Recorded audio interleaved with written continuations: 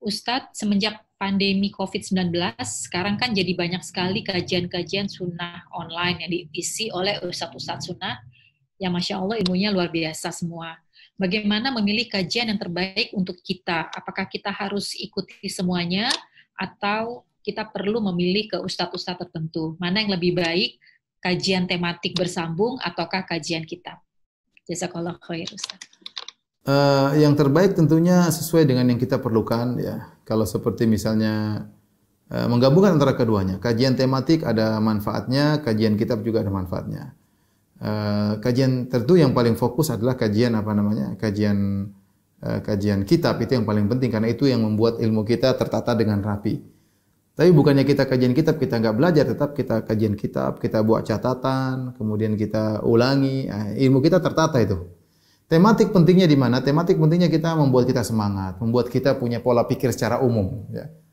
Meskipun tidak tertata dengan rapi, tapi kita punya pola pikir secara umum tentang sunnah, tentang Islam yang benar. Itu penting juga dan dua-duanya penting. Tapi tentunya intensitas kajian kita harus lebih utama, ya harus lebih utama. Tentunya tidak semua ustadz kita ikuti, kita pilih yang kita perlukan.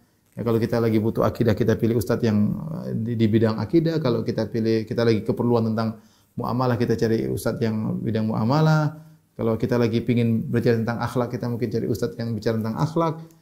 Sesuai dengan keterbatasan waktu yang kita miliki. Ingat, ibu-ibu punya kewajiban yang besar di rumah, ya. Bukan hanya sekedar nuntut ilmu, tapi kita butuh praktek. Prakteknya gimana? Sabar di hadapan suami, sabar di hadapan anak-anak. Jangan ikut kajian sangat semangat, tapi praktek di rumah nggak ada, ya. Sama suami nyuruh-nyuruh, sama anak kemudian bentak-bentak, ya, kemudian sama orang tua tidak pernah telepon misalnya, itu tentunya berarti tidak ada apa namanya aplikasi dalam kehidupan.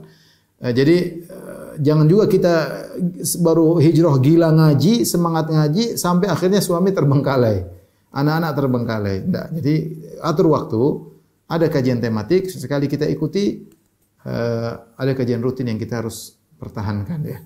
Karena disitulah kemudian pola pikir kita tentang agama tertata rapi. Wallahu a'lam bishawab. Kemudian saya lupa lagi.